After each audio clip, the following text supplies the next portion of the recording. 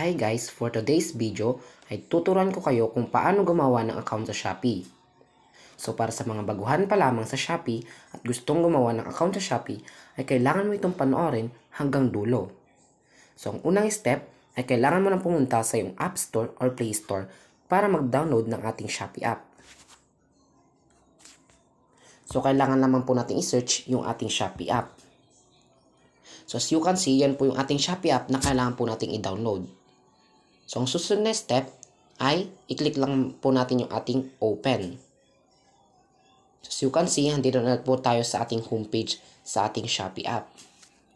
And then, click mo lang yung me sa baba, which is yung hugis tao. So as you can see, meron po ditong nakalagay na login and sign up. So click sign up.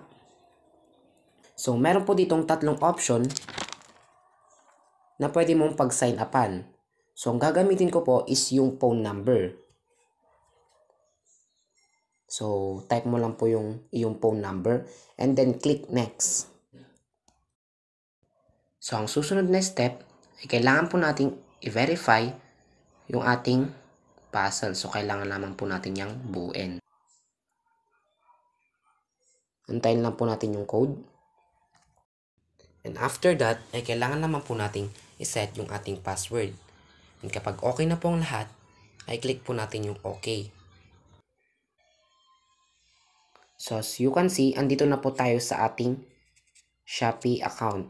So ayan, nakagawa na po tayo ng ating Shopee account. So as you can see, ay meron po dito nakalagay na please set up your name, gender, birthday. So kailangan lang po natin yung iset now. Ayan, kailangan lang po nating set yung ating name, yung ating full name,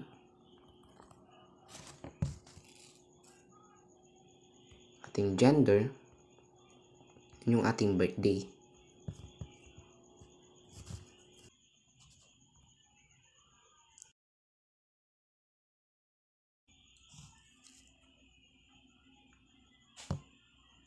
And then, verify lang po natin yung ating email address.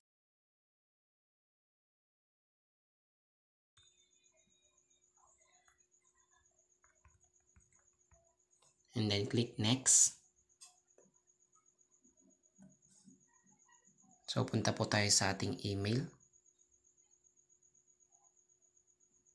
Ayan, wait po natin yung darating na code. So, as you can see, ay meron pong OTP na nag-verify. 573312.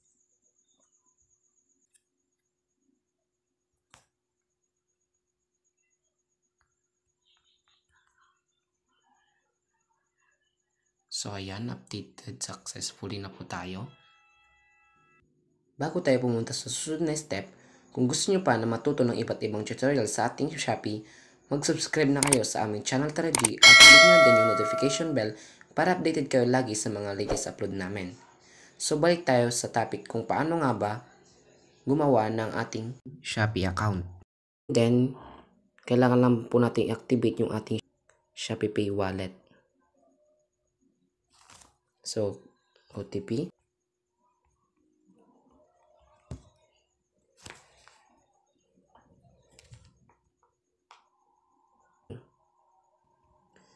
$612,762. And then, input mo lang yung first name mo, and yung last name, and yung middle name. Pati na din yung email. Optional lamang po yan. So, ang susunod na step ay kailangan mo lang gumawa ng Shopee Pay PIN. So, ayan. So, as you can see ay na-verify na po yung ating Shopee Pay PIN. So, that's it. Nakagawa na tayo ng ating Shopee account.